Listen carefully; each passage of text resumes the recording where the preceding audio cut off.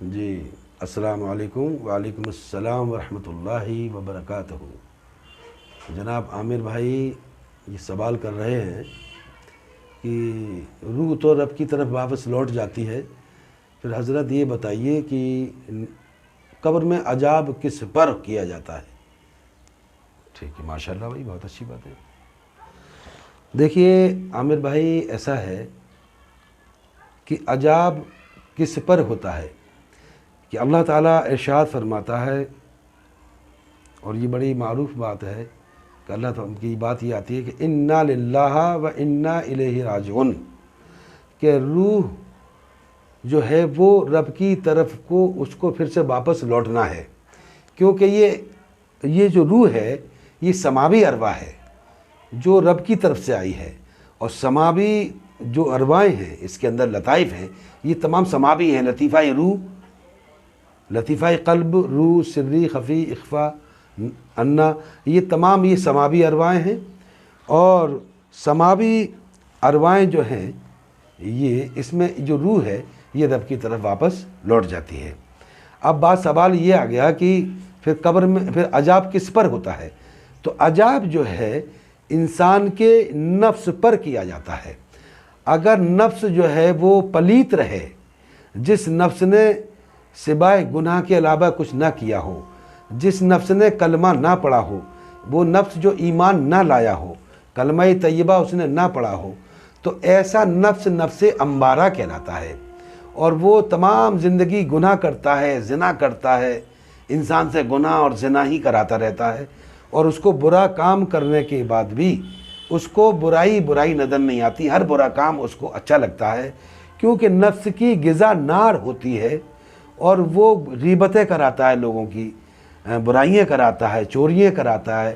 اور حرام کھانے پر اس انسان کو آمادہ کر دیتا ہے، جس کی وجہ سے وہ نفس کی غذا بن جاتا ہے۔ اب جب انسان دنیائی فانی سے جب مر جاتا ہے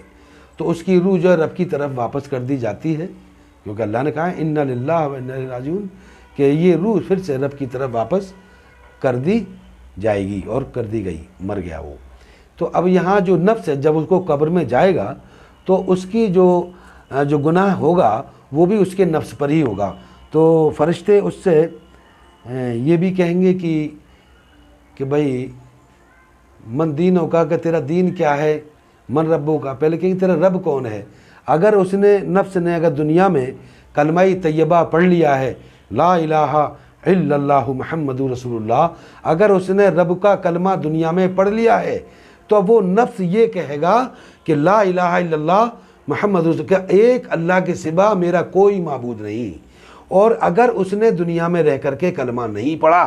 تو وہ کہے گا کہ میرا رب تو عزازیل ہے، میرا رب تو شیطان ہے، تو وہ اس کا رب ہوگا۔ کیوں؟ کہ اس نے تمام زندگی اس دنیا میں اپنے شیطان کی ہی اطاعت اور پیروی کی، کہ رب کی پیروی سے وہ محروم رہا، تو اس لیے اس کو پاک کرنے کے لیے تو اب ایسے نفس پر جب وہ یہ کہے گا، ویسے تو 360 سوال کیے جائیں گے، 360 اس پر سوال کیے جائیں گے، جب یہ بات آئے گی کہ وہ اس نے رب کا کلمہ نہیں پڑھا، اس نے ایک رب کو رب نہیں مانا، اور وہ شیطان کو ہی اپنا رب، اپنا خدا مانتا رہا، تو یقیناً اس پر شدید عذاب کیا جائے گا، تو اس کو عالم سجلین میں داخل کر دیا جائے گا، اور سخت اس پر سزا اسی کو دی جائے گی، اور وہ جہنم کی آگ میں جلتا رہے گا۔ اب دوسرا سوال یہ ہے کہ ایک تو یہ ہوا نفس امارہ، کہ جس نے تمام زندگی گناہ کیا، اور اس نے اپنے ایک اللہ کو رب نہیں مانا، اور وہ شیطان کی ہی اطاعت اور پیروی کرتا رہا۔ اب بات یہاں آتی ہے کہ اسی نفس نے، ٹھیک ہے، جرثومائی شیطانی ہے یہ، اسی نفس نے اگر اس نے کلمہ طیبہ پڑھ لیا ہے کہ لا الہ الا اللہ محمد رسول اللہ، تو سمجھ لیں کہ وہ نفس نے شیطان عزازیل سے رشتہ ناتا توڑ دیا ہے، اس نے اس سے طلاق لے لی ہے، اور اس نے رب کا کلمہ پڑھ لیا ہے، تو وہ رب کا ہی فرما بردار ہوگا۔ تو وہ اگر اس سے کہا جائے گا کہ من رب کا، کہ تیرا رب کون ہے، تو وہ کہے گا میرا رب تو میرا اللہ ہے،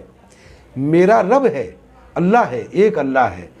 جو میرا ایک ہی معبود ہے، خالق ہے۔ تو وہ اس نے اس کا مطلب کلمہ پڑھ لیا ہے، تو اس کے لیے جو ہے پھر کچھ آسانیاں ہو جائیں گی، تو پھر اس سے کہا جائے گا کہ ما کنت تقول فی حاج الرجل،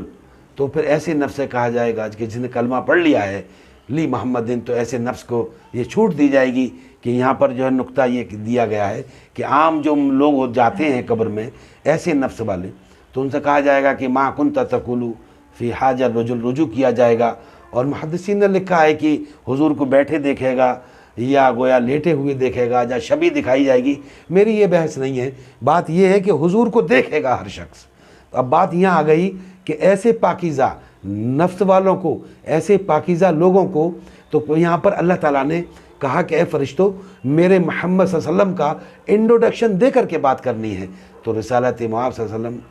کی جب باری آئے گی تو ان سے تو اتنا ہی کہا ہے، بد عقیدہ سے یہی کہا ہے کہ ما کنت تقول فی حاج الرجل، رجوع کیا جائے گا تو کہا پہچانتے ہو اس ہستی کے بارے میں دنیا میں تو کیا کہتا تھا، اس مرد حق کے بارے میں تو کیا کہتا تھا؟ تو وہ کہے گا لا ادری، میں نہیں جانتا کہ تیرا ٹھکانہ جہنم ہو گیا۔ تو اس نے اگر اب یہاں پر مومن جو نفس، جس نفس نے اسلام قبول کر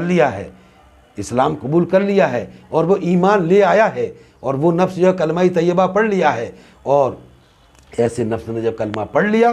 تو یقیناً پھر ایسے نفس والوں کے لیے کہا ہے کہ اس کو میرے حبیب کا انٹروڈکشن دے کر کے بات کرنا۔ تو وہاں تو اتنا ہی کہا ان لوگوں کے لیے کہ ما کنت تقول فی حاج الرجل، کہ رجوع کیا گیا اور وہ نہ پہچان سکے، تو کہا کہ میرے حبیب کا انٹروڈکشن، میرے حبیب کا نام لے کر کے پوچھنا اور کہنا کہ ما کنت تقول، پھر کہا لی محمدن، یہ محمد ہیں صلی اللہ علیہ وسلم، ان کے بارے میں تو کیا کہتا تھا؟ تو اب جھول نکل گئی، کیونکہ اس کی جھول نکل گئی کہ محمد صلی اللہ علیہ وسلم کی شبیہ دکھائی اور فرشتے نے کہا لی محمدن، یہ محمد ہیں صلی اللہ علیہ وسلم۔ تو وہ کہے گا محمد رسول اللہ، میں آقا آپ ہی کے تو میلاد مناتا تھا، آپ ہی کے لیے جیتا تھا، آپ کے لیے مرتا تھا۔ تو یہاں اس کی نجات ہو جائے گی اور اس کو عالم علیین میں داخل کر دیا جائے گا، جو جنت کی کھڑکیاں اس کے لیے کھول دی جائیں گی، اور پھر وہ اس پر ہمیشہ کہہ دیا جائے گا قیامت تک کے لیے تو سو جا، ٹھیک ہے، تو سو جا، نم، تو سو جا،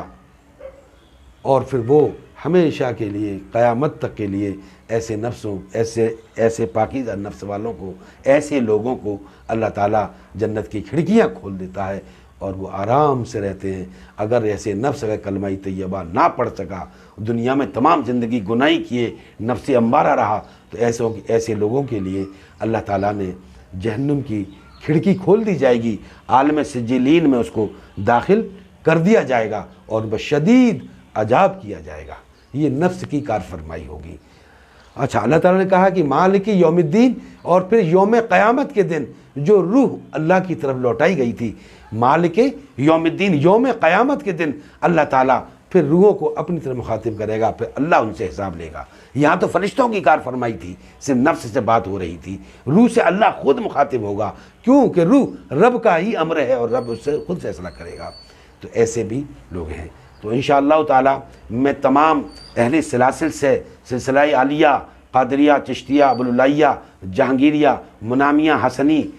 رضائی، عنایتی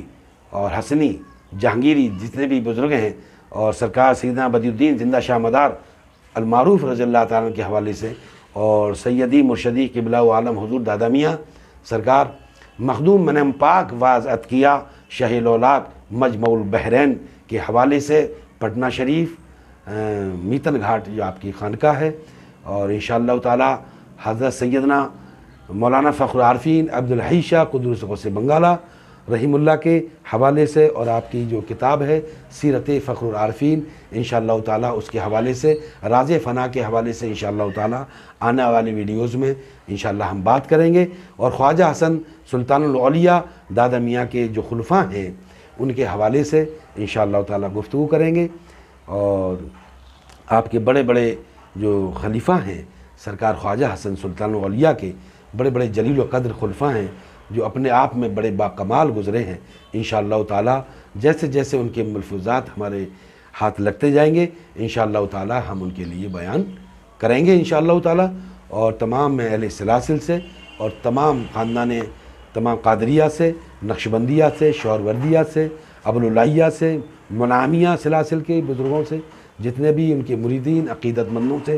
میری یہ گزارش ہے کہ آپ اس کو سبسکرائب